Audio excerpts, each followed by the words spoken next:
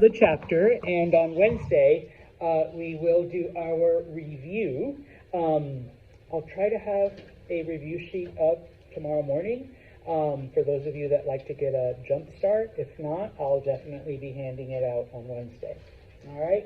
And so we've been talking about the Enlightenment and basically how scientific principles and human reasoning are being applied to pretty much everything, from religion to government to social institutions to all of that, moving away from an explanation of that's what God wanted. So shut up, okay? Now, it does lead to a lot of change. It does lead to a lot of ideas. It does lead to a lot of questioning. But we also get instances where it's not the most, positive thing.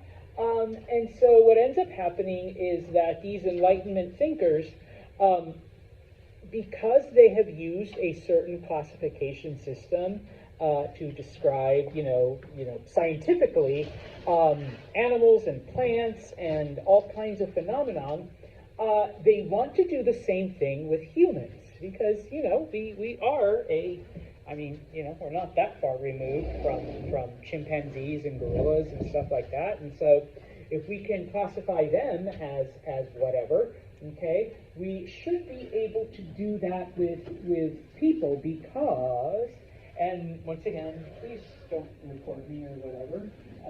If you look around, we all look fairly different, okay? Darker, lighter, okay, darker hair. Where's my blondes? Lighter hair, all of that, okay? And so,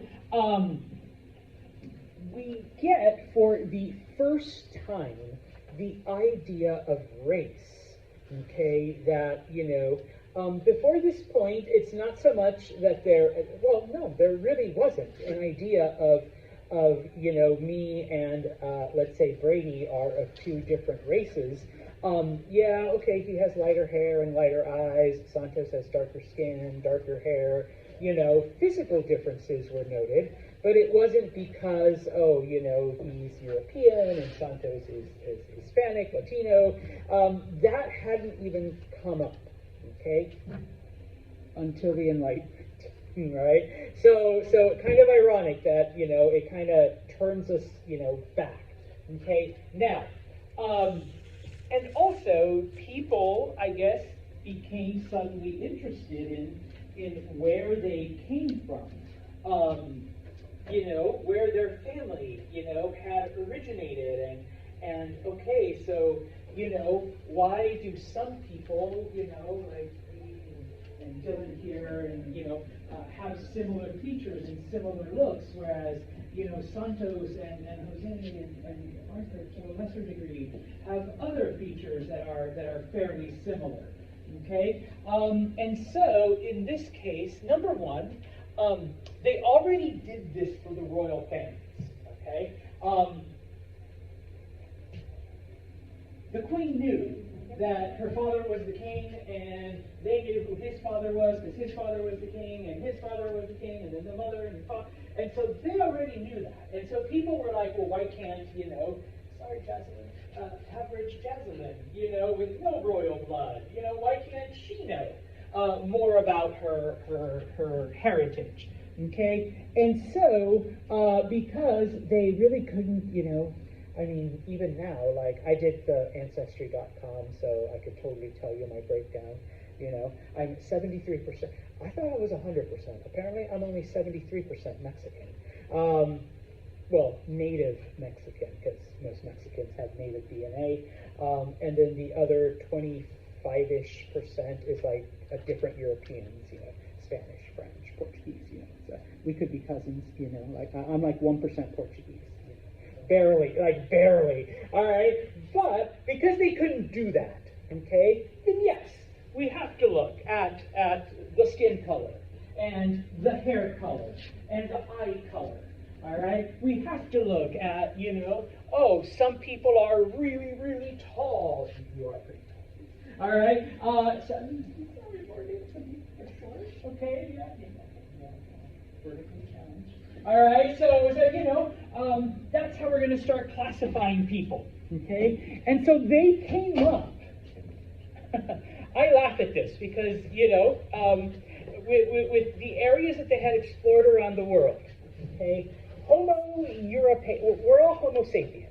Okay. But obviously Europeans. Sorry, Brady. You're like classic here.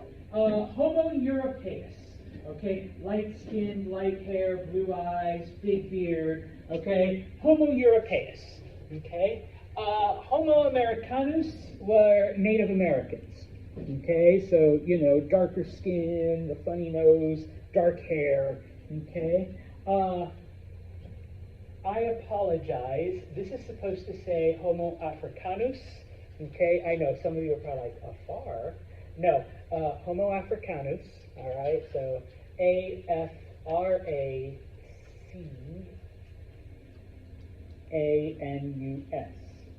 Can't believe I messed that up. Okay, for the people that were discovered in Africa. Okay, Homo Asiaticus. All right, for people that were found in Asia. Okay, thanks for being here, Pele. All right, so the different features, and then finally. Maybe there were some people that didn't quite fit, these classifications, okay? Light hair, but with blue eyes and really, really short, or it was some weird combinations that we just can't quite wrap our head around. And so, these must be some weird other. So, Homo monstrosus. Yes, you were a monster, okay? Or like you had some deformity that, physically it's like, okay, don't know where this person comes from, so we're going to go with monster, all right? Type of thing. Yes, like I laugh, and you can laugh too, but 300 years ago, bless you, people were like, yes, obviously by the darker skin and the tallness and the hair, you are Homo Africanus, okay? And back there, the slightly darker, but still light hair, blue eye, you are Homo Europaeus, okay? And so it was just like, yes, okay? Now we have 23andMe, okay? I'm Mexican. I almost said Mexicanus, no, 73% Mexican, all right? And stuff like that, all right? Now, remember that for hundreds and hundreds of years, Muslim countries and Asian countries had been far ahead of Europe as far as scientific, mathematical, engineering, okay, all kinds of technologies, okay. Muslims, had medical knowledge that Europeans didn't, while Muslims understood the nature of infection like 1,000 years before Europeans did. Europeans would stick a couple leeches on you and say, hey, if you don't get better, guess we'll try cutting your veins open, type of thing. Muslim mathematicians had calculated the size of the earth and things of that nature. Okay, so how does Europe manage to get ahead of these areas? I mean, the Chinese invented the compass and the printing press and, came up with ideas like the concept of paper money and crop rotation. All right, well, a couple things happened in the 16 and 1700s, okay?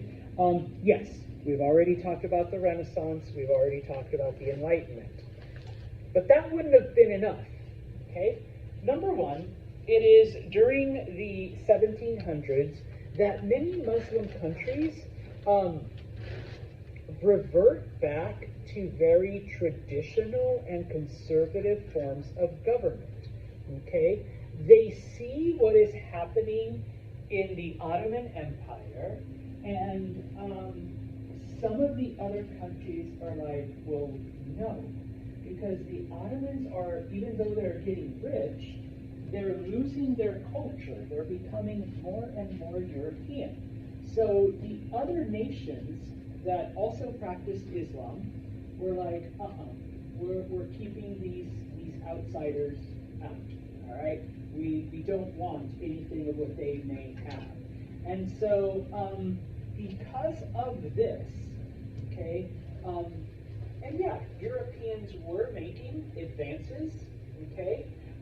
Because of this, Europeans are able to make those advances, and because Muslims don't want anything to do with it, they do in fact get left behind as far as scientific and mathematics and things of that nature. So when Isaac Newton, discovers the principle of gravity and has a mathematical formula to prove it and can, has evidence, Muslim countries are like, yeah, whatever, go peddle that to someone else, all right? We don't need, whatever lies, Mr., hey, let's give them leeches and bloodlettings, because they were still doing that, all right? We don't need that, they're still pooping in buckets and throwing it into the street, type of thing. Okay. Don't worry, that doesn't last much longer, because they realize, hey, maybe this is what's making us sick, all right, type of thing, all right? In China, it was a little bit different because the Chinese were more interested in the practical application of things, not the theoretical. Okay, things like calculating, the gravity and the orbits of different things and, theorizing, all of that is theoretical. Okay, wouldn't be able to prove it until they could get to outer space and do all of that. Okay. They invented gunpowder to make things go boom and for entertainment. Okay, they invented the compass to help guide them places. Okay, so you can see how this is doing stuff. Okay. Holy shit, I can't remember the formula for gravity. Something meters per second squared. You can tell my physics and science classes were over 30 years ago. What the hell does that have to do with anything? Okay? No. How is that going to help us get from point A to point B? Or, how is that going to make my compass work better? So it's like, if they couldn't have, how is that going to entertain us with fireworks? They invented the crossbow. They invented, other stuff like that. So yeah, unless we can make a practical application out of it, this theoretical knowledge, these math formulas, no, go away. Go bother someone else with those. Okay? Now, the other thing that happens in China, okay, is that unlike Japan, they did allow Christian missionaries to enter. Okay? The Jesuits were the missionary-ish branch of the Catholic Church. Okay? They started off as the ones who were, doing stuff during the Counter-Reformation. By now, it's about 250 years later. They're the ones that are out there teaching people, which included bringing in converts. One of the things that the Jesuits did right, I don't care for the Catholic Church that much, but I'll give them credit for this, is that when they did go to other countries, first they would absorb like the local culture and the local language. And then, and it didn't matter how long it took, whether it took years, once they learned Chinese, they would then teach people in Chinese. Okay, as opposed to trying to get them to learn, I guess in this case it would be Latin, or Italian, or wherever these priests were from, and then teaching them in that language, which we see in a lot of other places that sent, missionaries. Okay, England expected you to learn English, and then they teach you about the Church of England type of thing. Okay, now. Obviously, the Jesuits are trying to curry favor with the locals and with the royalty. And so some of the things that they do if you recall, the Chinese had a fairly accurate lunar calendar, okay, that did go into the whole 360-day thing. But let's see if anyone remembers from like 3 chapters ago. What did they have to add to make it work? Jose? A whole month. Yeah, a whole month. Okay? Now, that's not to say that our calendar is perfect, because what do we have to add every 4 years? And at least an extra day. Okay? But they still went to the Chinese and said, how would you like to only have to add a day as opposed to an entire month when it comes to reconciling the inaccuracies? Okay? So, and in this case, is this practical knowledge? Well, yeah, we can apply it right now. We can, you mean I don't have to be like, oh my God, the end of the year, oh fuck, another month, oh, it's one of those. Okay, I only have to do this every 4 years and in only one particular time and say, yeah, the 28th, oh shit, it's the 29th tomorrow. Oh, okay, at least I don't have to deal with this for another 4 years. Okay, type of thing. And so they do help the Chinese fix, and I use air quotes because it's a bit more complicated, and because every 100 years you don't do it, and then that changes if it's a millennial year. Okay, some of you might be alive for this. I know I won't. All right, I'm already in my 50s, and it's only 2025. I don't think I'm going to live another 75 years. Okay, I'm not going to be in my 120s. You guys maybe pushing 100. All right, but in the year Matt's like, not the way I live my life. But in the year 2100, on February 28th, there is going to be no leap day because at the 100 points you skip it. Now, back in the year 2000, we didn't, because that was a millennial year. We changed millenniums, not just centuries. Brady's like, shit, I have a mic right now. So that's the exception to the exception. Then we did have a February 29th. I know, there's like all these little what ifs and exception to an exception to an exception. And if it's a trial, okay. I'm putting you to sleep, so I'm going to move on. All right? But yeah, okay, they help them fix. Okay? Now, they obviously want an audience with the emperor. They want to preach Christianity. Okay? But of course, okay, number one, they're not successful.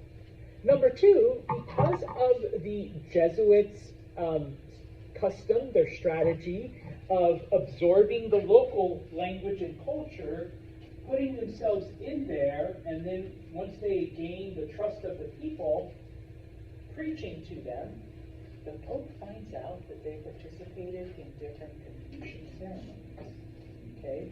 How dare you call yourself a good Catholic if you just did these weird pagan Chinese whatever stuff?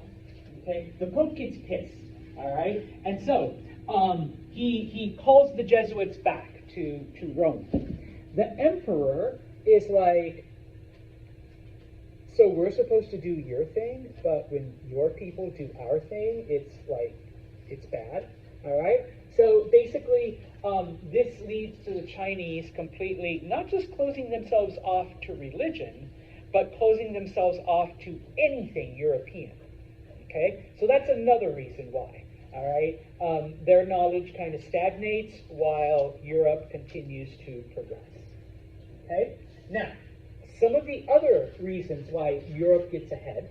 Okay? Number one, they fought each other over knowledge. Okay? They took pride in having certain, discoveries.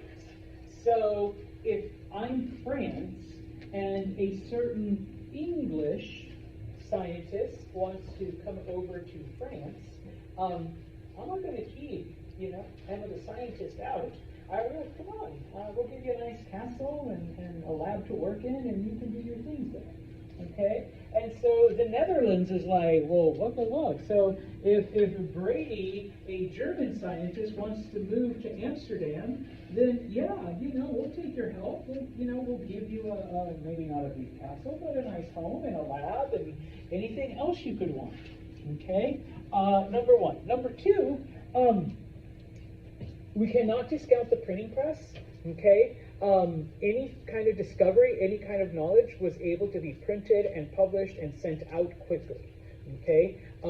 By now, like, the printing presses are doing like all kinds of things. We've talked about books and newspapers and pamphlets and essays.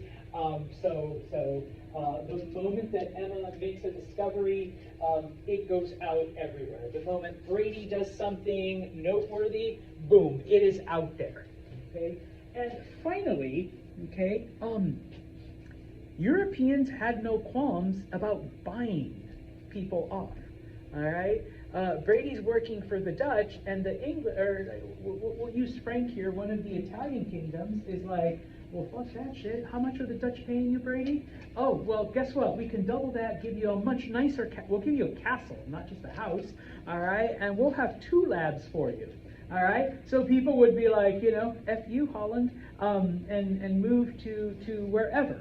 Okay, we see this in Italy quite a bit with different families, especially families like the Medici family, who would literally buy artists and then later on, scientists and bring them and set them up. And then, England finds out.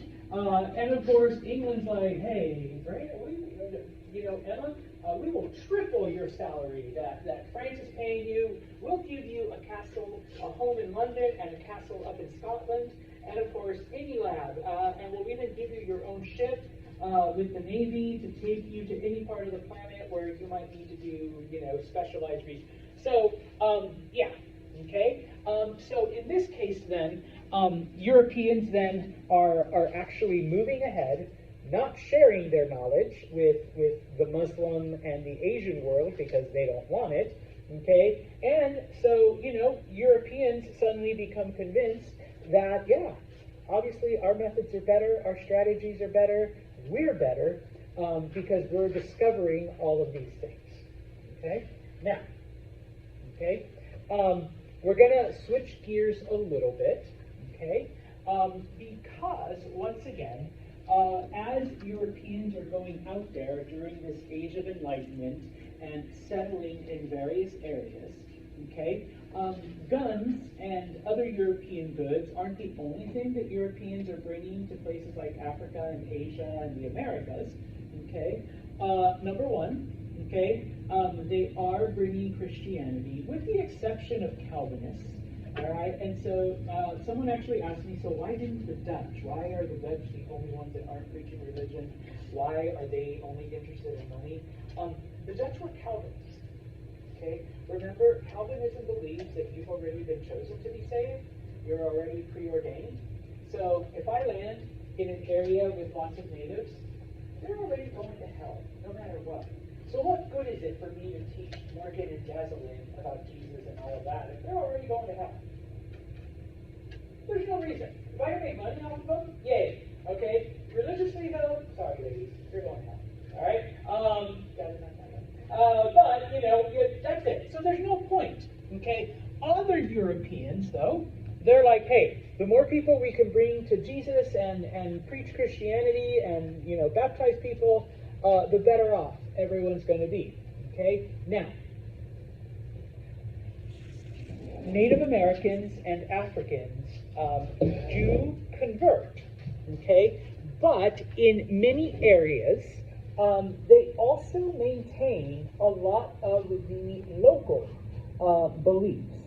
Okay? We'll get into what happens in the Americas, but a lot of times people just substituted either Jesus or some other Catholic saint for a local deity, or for the sun god, or the water god, or the sky god, okay, whatever. Same thing happens in Africa, okay? Or, the Christian God exists side by side with different nature deities, Okay? Now, that's not to say the Europeans didn't get anything out of it, because remember, the Europeans weren't able to really, survive on their own. It took, taking native knowledge about plants and harvesting and all of that stuff for them to be able to survive. And then, of course, taking that knowledge and then pushing the natives away in order to, expand their control. All right? Like I said, it was the Jesuits that were mostly responsible for the education and the teaching, and so they were the missionaries, okay, in most of these areas. Now, unfortunately, okay, there were other Catholics, especially in the Spanish colonies, where Aztec temples were burned down, Mayan idols were destroyed. In fact, we only have like one surviving Mayan text, the Popol Vuh, out of all of the writing that the Mayans did, because the Spanish came in and destroyed it all, because obviously this is of the devil, this is satanic, this is whatever, so we got to get rid of it. And now that we've gotten rid of all your shit, come to Catholicism, okay? You can join our stuff now, all right? Now, when the Jesuits get there, they, of course, do their thing, okay? They learn the language, they learn the customs, they learn all of the things, and they realize that, okay, we can't just go and do what the other Spanish did and smash their idols and destroy their legends and, do all of that. So, why don't we find out what the local belief is and give it a facelift, okay? Take the local god and turn it into one of the saints, okay? Take the earth goddess and change her into Mary, all right? Now, sometimes people, when I've done this, are like, well, that's not Christianity, that's blasphemous, that's like whatever. The Catholic Church did this about 1,000 years before, when they converted all the Germans, okay? And we're about 2.5 weeks away from Easter. What do rabbits, eggs, and all that weird shit have to do with Jesus dying? Yes, nothing. Some of you are going like this. Absolutely nothing. But those are German traditions that, okay, Germans, if you convert to Christianity, we'll let you do your eggs and your rabbits and whatever else, your peeps. No, peeps weren't invented back then. Your chocolates and all of that. But just say Jesus and put him on a cross, and there you go. And he's alive. All right? And then we can, have the rabbits and all of that. All right? So they do the same thing in South America. Okay? Example number 1, and this is the clearest one. This is Pachamama. She is a Bolivian earth goddess. Okay? Native Bolivians worshipped her and gave offerings to her for good harvests so that the earth would, give them bountiful stuff. The Jesuits arrive, learn this, and say, you can still pray to Pachamama, but we're not going to draw her like this. We're going to draw her like this. Okay? We cool with that? And the natives are like, well, I guess we kind of have to be, don't we? Yeah, otherwise we kill you. But, so we're not going to draw her like this anymore. This is bad. We're going to draw her like this. This is good. Okay? If you want to call her Pachamama, I guess you can.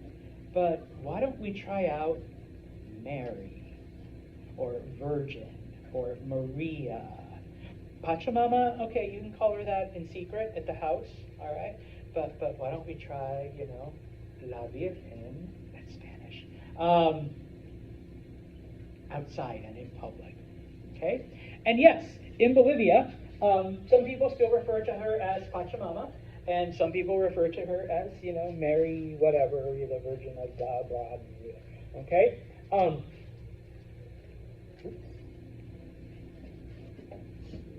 On the left, I cannot remember her name.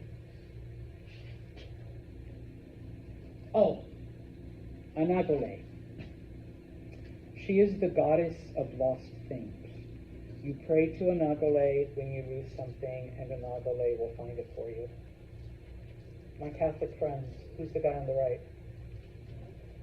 No? Thank you. All right, St. Anthony, patron saint of what?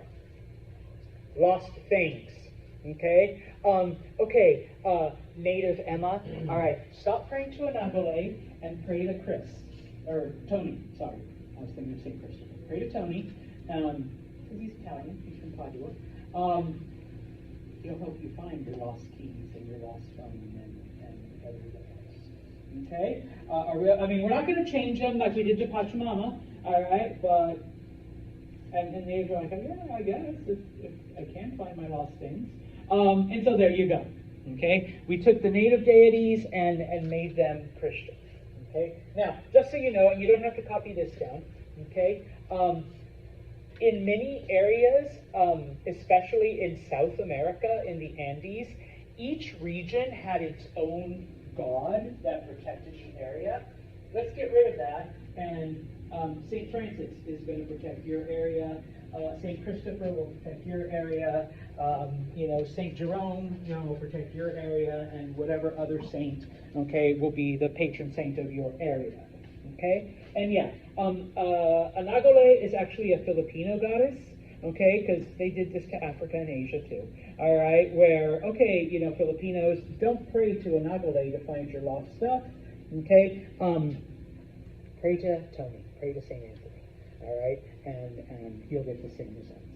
Okay, now, what ends up happening, of course, is that a lot of natives don't, bless you, necessarily give up their old beliefs because of this. They just kind of add to it. And so I often tell people that Catholicism, and the only place I really have a lot of experience with is in Mexico, is a lot different from Catholicism in the United States. Okay?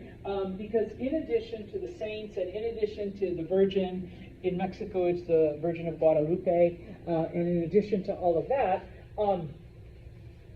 there's also like wind spirits and river spirits and tree spirits that you also kind of have to acknowledge and give them like a little bit of credit for shit. All right, so it's like a supplement, like in addition. I'm going to pray to Mary and I'm going to pray to whatever, but I'm also going to throw a quick little prayer to the wind spirit, just in case. All right, you need all the backup you can get. Okay, and you know what? Why don't we throw one out there to the river gods? Because we need rain. All right, type of thing. Okay. Now, when it came to slaves, when it came to African slaves, they did try to convert them, and I put there was mixed results, because initially, if a slave converted to Christianity, they were immediately freed.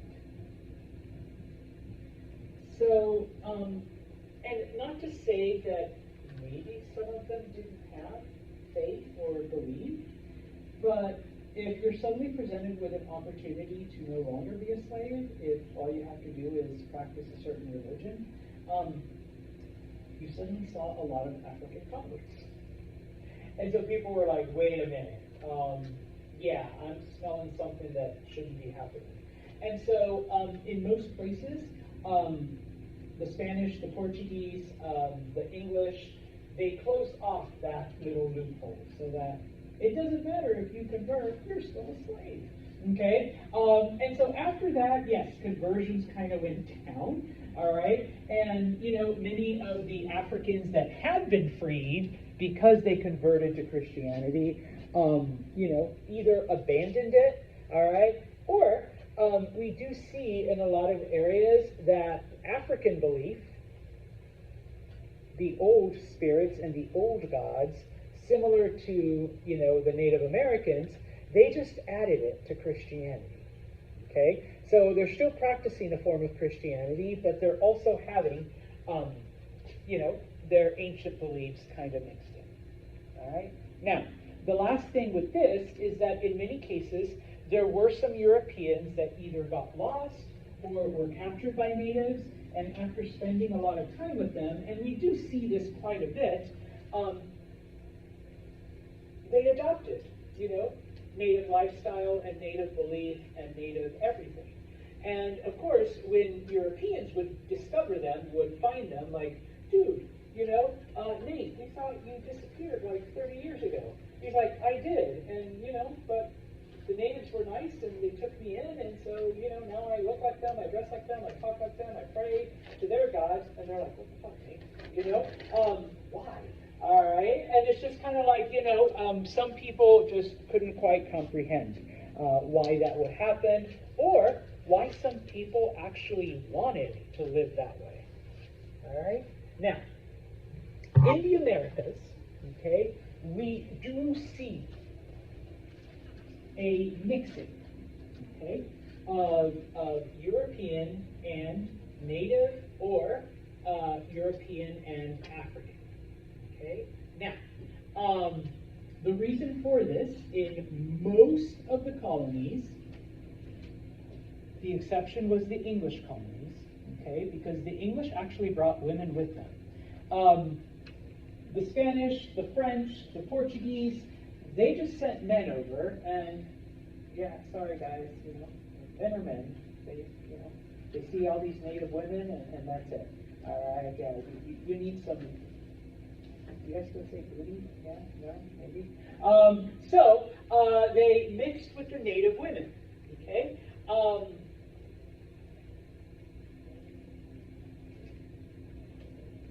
In Spanish, we call this mestizaje, which literally just means a mixing. All right, which is why Senor Santos is a nice shade of this, because there's European and there's native. Like I said, 73% native, the other 20-something% is European of some sort, okay? Mostly Spanish, a little Basque, some French, like I said, 1% Portuguese, all of that, all right? Now, in some very remote areas, there was no mixing, not because, like, whatever, but just because there were fewer Europeans, all right? So while some people did intermarry, for the most part, the people remained native, and like I said, the exception, of course, the English brought women with them, okay? So, there was less of a need for English men to marry or mix with native women, okay? The Portuguese are the first to allow this in Brazil, all right? Because there were so many men without wives, and there were so many native women, okay, that they are the first to allow this, okay. The Spanish were doing it, and then eventually the French in Canada, French men marry native women, okay. I hate to use this word, but usually, or at least initially, it was rape, okay. European men would rape native women, but then later on, we do begin to hear stories of some consensual relationships, okay?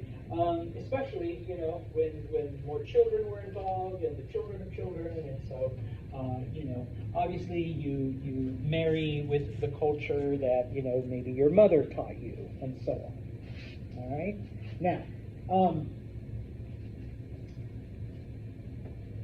so this leads to a new race of people, okay? Basically mixed race, all right? And so amongst many of the colonies in South America and Central America and Mexico, we begin to see a shift, okay? Now, in the Spanish colonies, they were known as mestizos. Mestizo just means mixed, okay? In the French colonies, they were known as métis, same thing, okay? You can kind of see the words are very similar. Okay? And pretty soon, you begin to have these,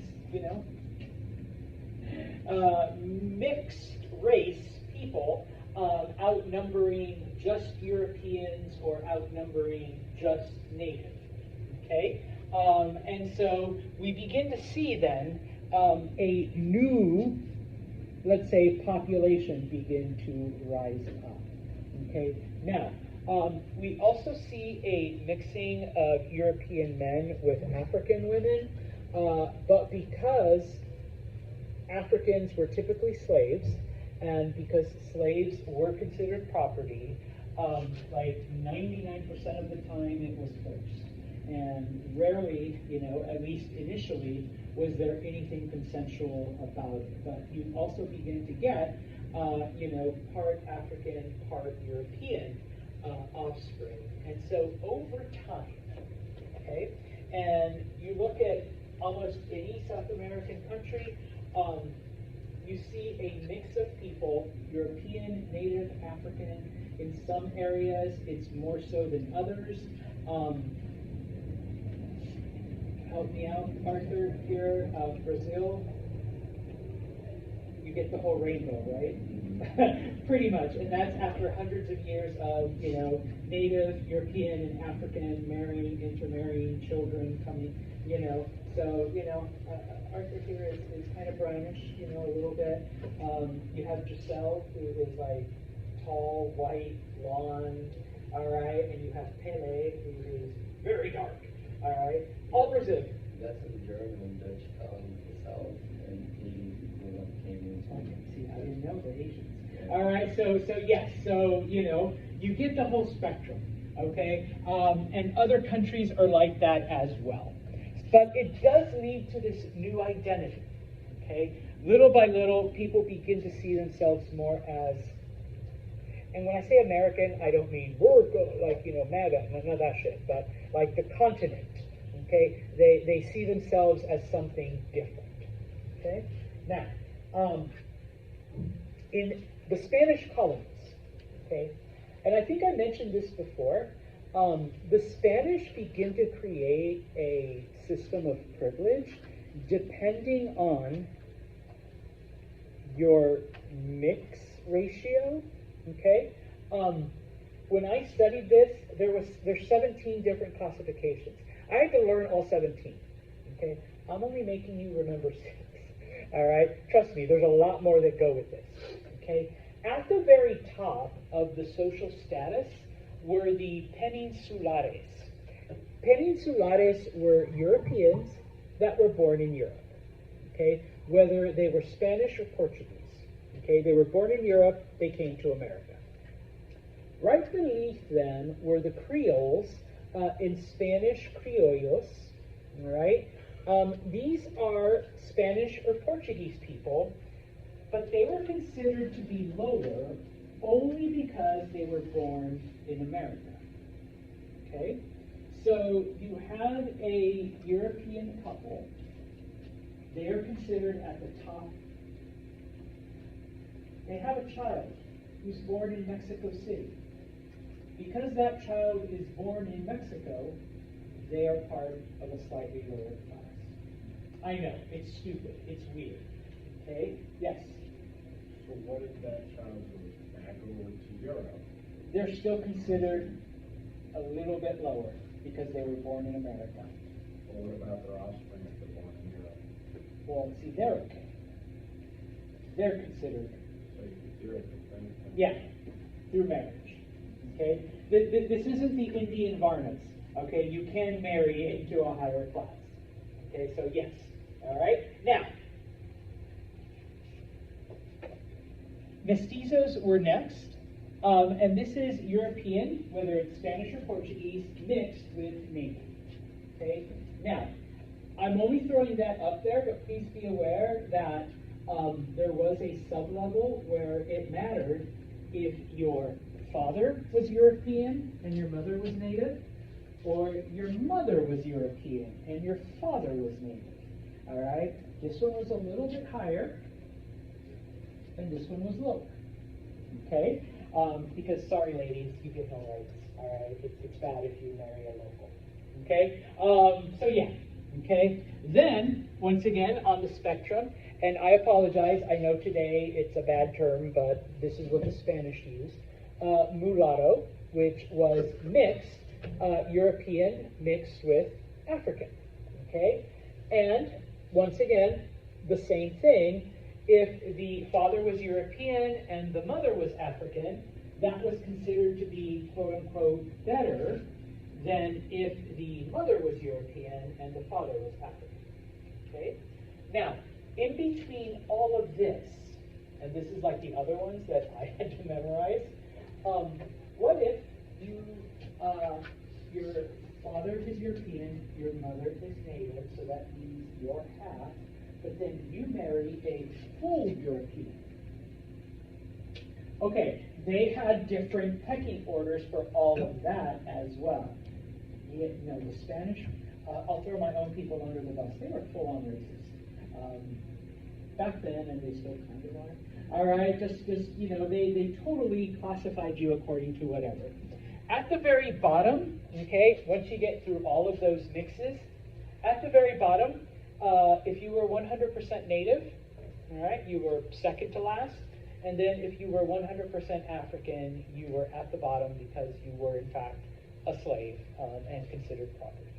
All right? Now, we do see the Enlightenment come to the Spanish colonies, but it wasn't as overwhelming as it was in Europe or in the English colonies. Because the Spanish had a more absolutist monarchy than the English did. Okay? Now, because the Europeans were seen as superior, the Enlightenment ideas were limited to the Peninsulares, to the Europeans that came from Europe. And then, of course, they would pass that knowledge on to their children, to Europeans born in America, okay? But after that, okay, that's it. You know, we're, oh gosh, you know, Santos is one of those halvesies. You know, no, we don't want to give him any of the knowledge. Actually, I'm a 3/4, you know, 3/4 native, 1/4 European. No. Not enough European for us to share. And we're definitely not going to share it with our slaves or with the natives. So, you know, we're going to just keep it at the European level. Okay? Now, a couple of things, though, that do happen because, you know, not to say it was all bad, but, you know, imagining what could have been if everyone had shared the knowledge. In South America, they discover a plant known as the cinchona, okay, that the natives take whenever they experience malaria symptoms. Okay? Now, does anyone know how you catch malaria? Mosquitoes. Yes, you can say it louder. All right, but yes, mosquitoes.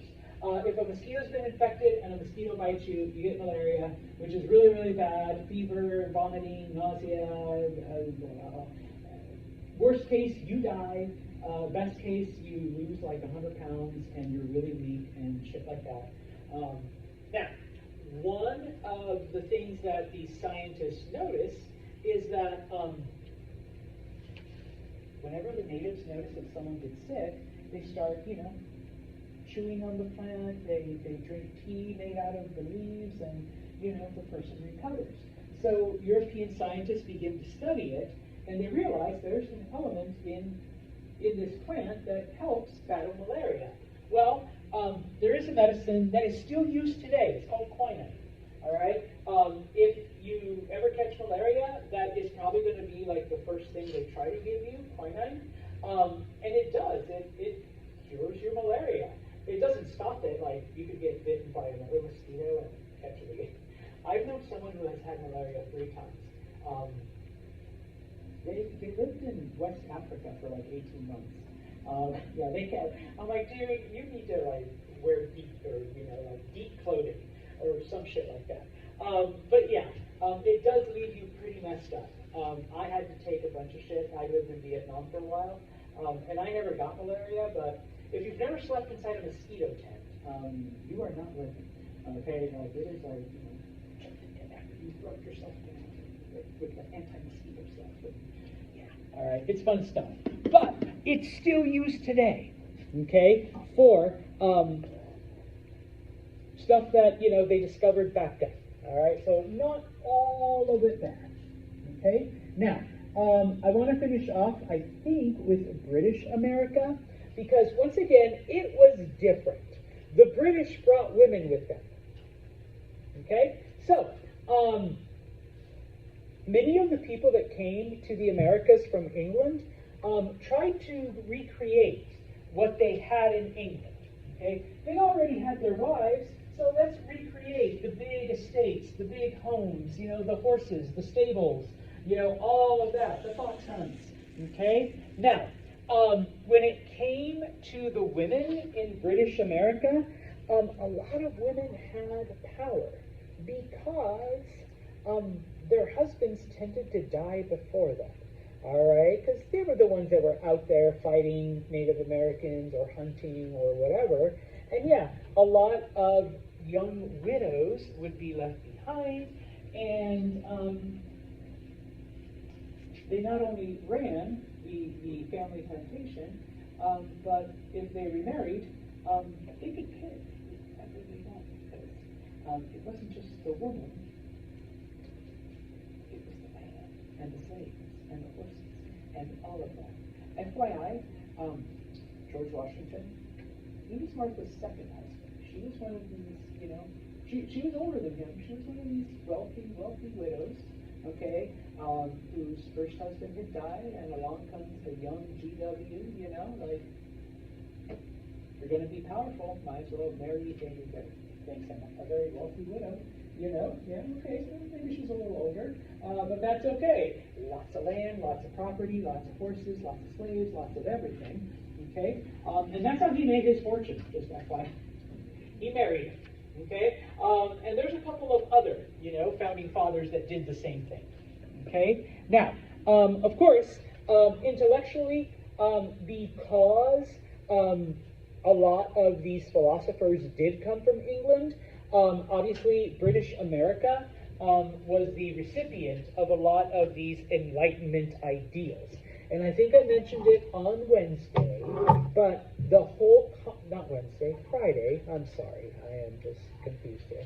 The ideas for the Declaration of Independence, which Thomas Jefferson wrote the majority of, come from John Locke. Okay? The idea that all men are created equal. The idea that all humans have certain rights, that those rights are life, liberty, and not property, because then everyone's going to want property. Pursuit of happiness. Okay? And that when a government doesn't protect those rights, then our last right is the right of revolution. Okay? If you read over the Declaration, it's basically like 35 reasons why King George sucks, and then at the bottom, we're going to invoke our final right, our right of revolution. Okay? All right, the last part is about Australia. How does Australia get started? Number one, prisoners. Okay? It is a penal colony. Okay? And in this case, it came about because a British sailor / scientist, James Cook, he was doing an experiment. He was following the orbit of Venus. He wanted to see it from different parts of the planet. Okay? Along the way, they discovered this big-ass piece of land. They called it Australia. Okay? And so, yeah, what ends up happening, okay, is he brings all kinds of scientists to Australia, and at first they begin classifying all of the plants, all of the animals, and they make this huge exploration. If any of you aren't aware, I mean, pretty much every animal that can, like, mangle you in 1,000 different ways lives in Australia. Okay? And so, yes, it was a pretty fascinating place for them, except for koala. But even koalas, I think, claw you to death. This is what happens. Okay? Now, of course, the English claim it. Okay? And, but with all of these weird plants and all of these animals, and I know they've got like a big ass like spider that's like that big, nobody really willingly wants to go there. So the British begin to use it, okay, number one, to get raw materials, okay, but number two, they use it as a prison colony. That's where they send prisoners, okay? You can either rot in jail, or we will take you to Australia, and you can just do whatever the fuck you want. Because if a tarantula doesn't eat you, then a kangaroo will beat the shit out of you, or a crocodile will eat you, or whatever other animals will do whatever. Okay? Eventually, okay, by 1860, there's over 1 million people, because some of these prisoners, okay, yeah, they were eaten alive or killed or maimed, but a lot of them actually survived.